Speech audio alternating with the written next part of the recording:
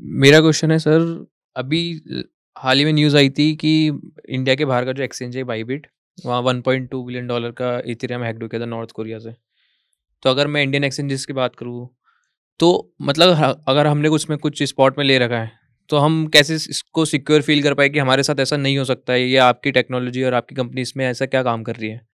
जी, बिल्कुल। ये भी अच्छा क्वेश्चन है। तो बायबिट का $1.4 बिलियन का हैक हुआ था अभी recently, last week. And customers को उससे इम्पैक्ट नहीं हुआ बिकॉज कंपनी ने खुद से अपने उससे पे कर दिया अपने पॉकेट से। बट ये इसका मतलब ये नहीं है कि आप उस पर चिंता करना ना चिंता ना करें। आई थिंक इम्पॉर्टेंट है कि आपने इतनी मेहनत से इन्वेस्ट किया है पैसा, यू वुड वांट कि 10 साल 15 साल तक वो रहे, सेफ रहे। तो उसके बहुत तरीके हैं। पहला तरीका है कि आप जिस भी प्लेटफॉर्म में इन्वेस्ट कर रहे हैं वो रेगुलेटेड हो, कंप्लाइंट हो, गवर्नमेंट ऑफ इंडिया से अगर मान लो जैसे रजिस्टर्ड FIU रजिस्टर्ड एक्सचेंजेस होते हैं, वो रिलेटिवली सेफर होते हैं बिकॉज उनका ऑलरेडी गवर्नमेंट ऑफ इंडिया के साथ मतलब वो कहीं ओवरनाइट कहीं बंद नहीं हो जाएंगे। ठीक है, तो एक वो पैरामीटर हो गया, वो बिल्कुल ध्यान में रखना जरूरी है। तो एक FIU रजिस्ट्रेशन है कि नहीं उनके पास, जैसे कॉइनडेसिस के पास है, तो हम लोग government of India registered exchange है, तो उससे आपको एक लेवल ऑफ सेफ्टी मिलती है। दूसरा, आपका जो फंड है वो आप अगर आपको समझ में आता है कि वॉलेट कैसे यूज करते हैं, बहुत सारे वॉलेट्स होते हैं, है ना, जैसे ट्रस्ट वॉलेट हो गया, मेटामास्क हो गया, ऑक्टो वॉलेट है, हमने खुद ने निकाला है वॉलेट प्रोडक्ट। उसमें फंड्स आप एक्सचेंज पे नहीं रखते हो, आप अपने कस्टडी में रखते हो। आपके पास उसका प्राइवेट जो पासवर्ड है, चाबी है उस फंड की, वो आपके पास होती है। तो वो भी एक तरीका है, उसमें हैक होने के चांसेस कम होते हैं। बट अगर आपने वो चाबी खो दी तो फंड आप रिकवर नहीं कर पाओगे।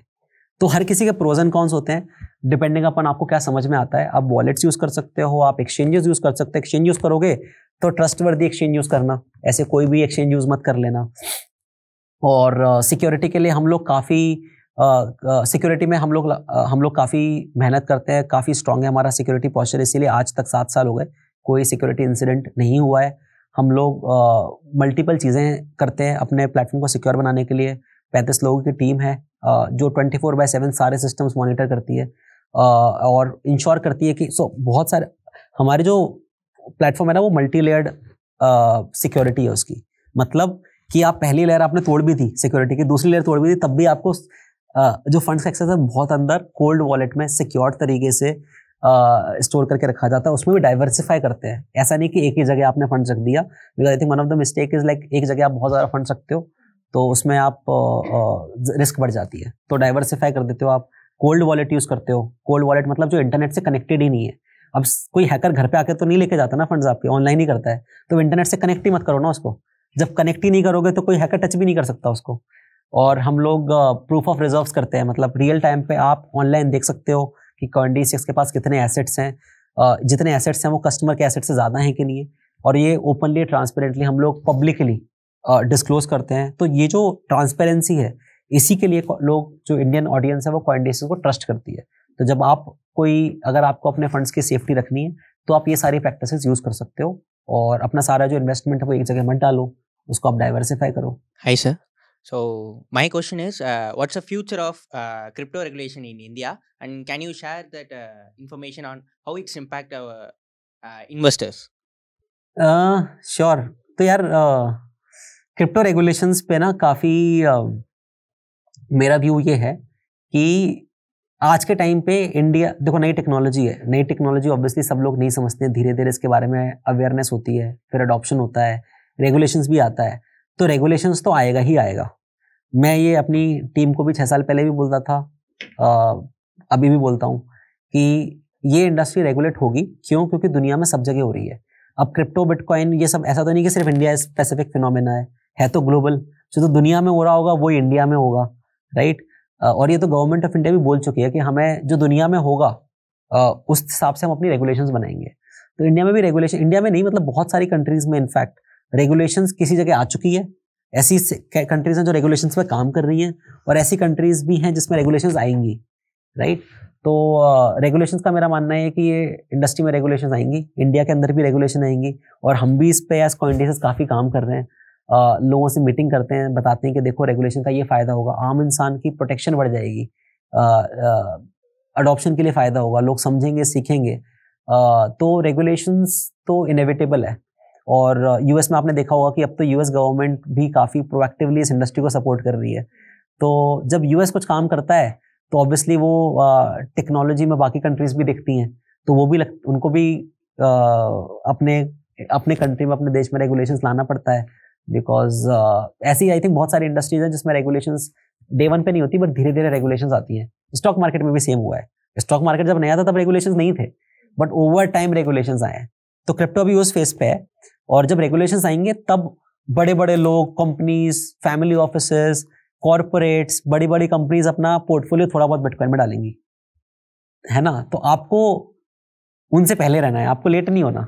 आपको ये नहीं करना कि हाँ पहले, तब तक तो मतलब तब वो मास अडॉप्शन वाला फेज होगा कि हर कोई कंपनीज और हर इंसान मतलब अब इसको समझ रहा है, सीख रहा है, रेगुलेशन है और फिर उसमें एक्सपोजर ले रहा है। बट आज के टाइम पे ऐसे बहुत सारे लोग हैं जो इस टेक्नोलॉजी को समझते हैं, वो उसमें इन्वेस्ट कर रहे हैं ऑलरेडी।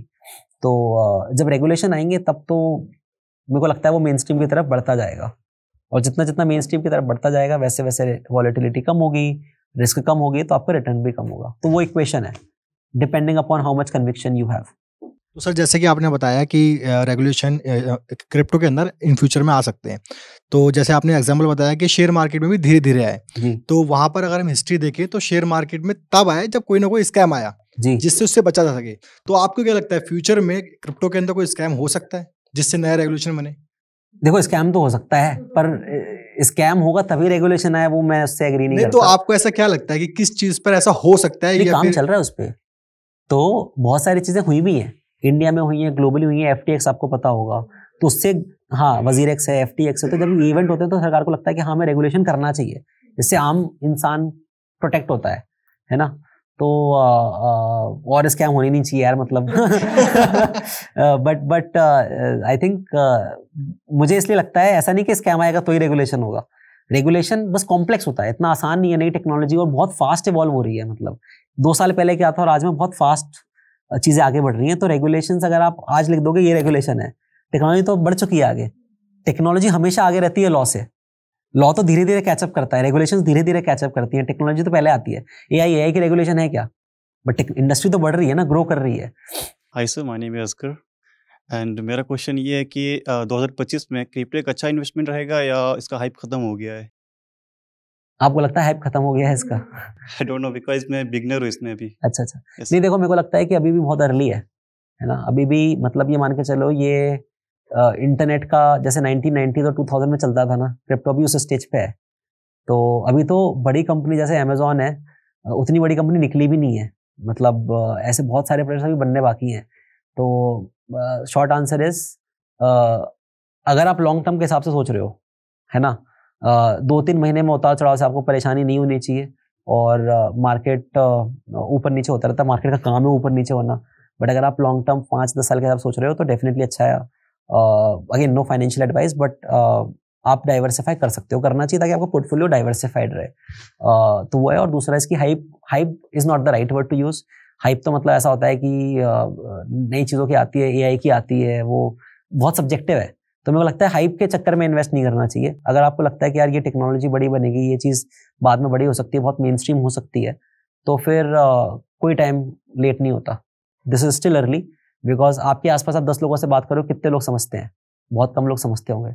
इससे ये साबित होता है कि ये अभी भी अर्ली है, और you are not late, you are still very early adopter of this technology if you still come in now, क्योंकि अभी इतना मेन स्ट्रीम नहीं हुआ है। जब मेन स्ट्रीम होगा तब तक ऑलरेडी बड़ा हो जाएगा। तब बिटकॉइन 1 लाख का नहीं होगा, तब 5 लाख 10 लाख का होगा। फिर आपके रिटर्न्स भी उस हिसाब से कम हो जाएंगे।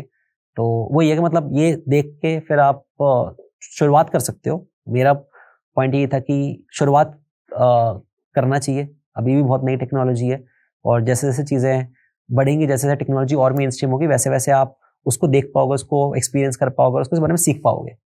तो अभी बिल्कुल लेट नहीं है मेरे हिसाब से। ये 2017 में मेरे को लगता था यार मैं लेट तो नहीं हो गया, मेरे को चालू करना भी चाहिए CoinDCX।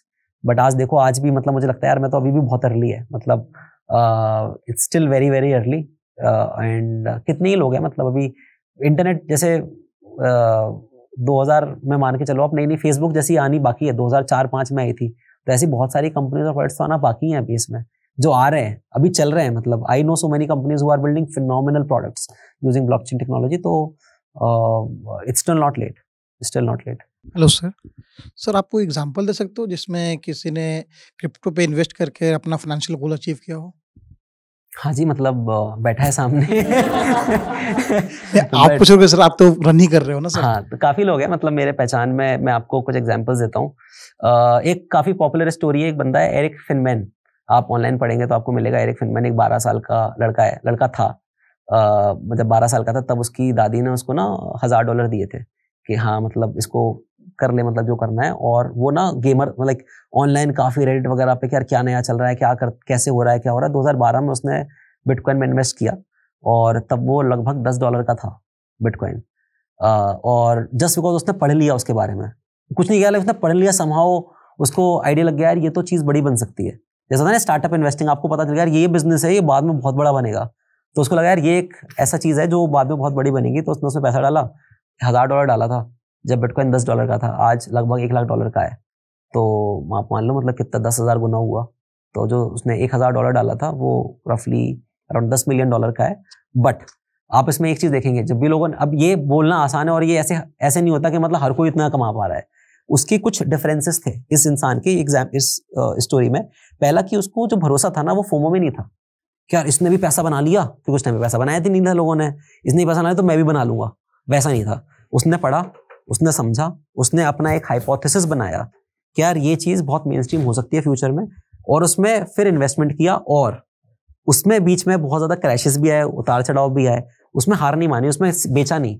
मैं इतने लोगों को जानता हूँ जो उस पोजीशन पे थे, जिन्होंने डाला था उस टाइम पे, बट फिर थोड़ा बहुत हुआ क्योंकि कन्विक्शन इतना स्ट्रांग नहीं था। तो मैं चलो ठीक है, $10 का मतलब मेरा $100 हो गया, निकल जाता हूँ, 10 गुना हो गया। तो आपने 3 साल के अंदर आप उसमें सेटिस्फाई हो गए, बट आपका लॉन्ग टर्म कन्विक्शन होता तो आप लगे रहते। जैसे मैं अपने बिटकॉइन नहीं बेचता हूँ क्योंकि मुझे पता है कि यार लॉन्ग टर्म में ये और बड़ा बनेगा। ये जैसे गोल्ड मेन स्ट्रीम है अपने मॉम डैड उनकी जनरेशन में, जो करंट जनरेशन चल रही है उनको गोल्ड से इतना लगाव नहीं है। मतलब आपको भी दिखता होगा, इतना कोई पसंद नहीं आता गोल्ड से, बट उनको नई चीज़ें समझ में आती हैं। तो वो लोग, इंडिया में बहुत यूथ है जो बिटकॉइन समझता है, उसको लॉन्ग टर्म इन्वेस्टमेंट की तरह देखता है, उसको गोल्ड, डिजिटल गोल्ड की तरह देखता है। तो उस लड़के ने जो 12 साल का था, अब तो आई थिंक हो गया होगा 25-30 साल का है, मतलब 100 करोड़ रुपए टाइप्स बना ली। अब वो फाइनेंशियली फ्री है, मतलब अब उसको ज़रूरत नहीं है काम करने की।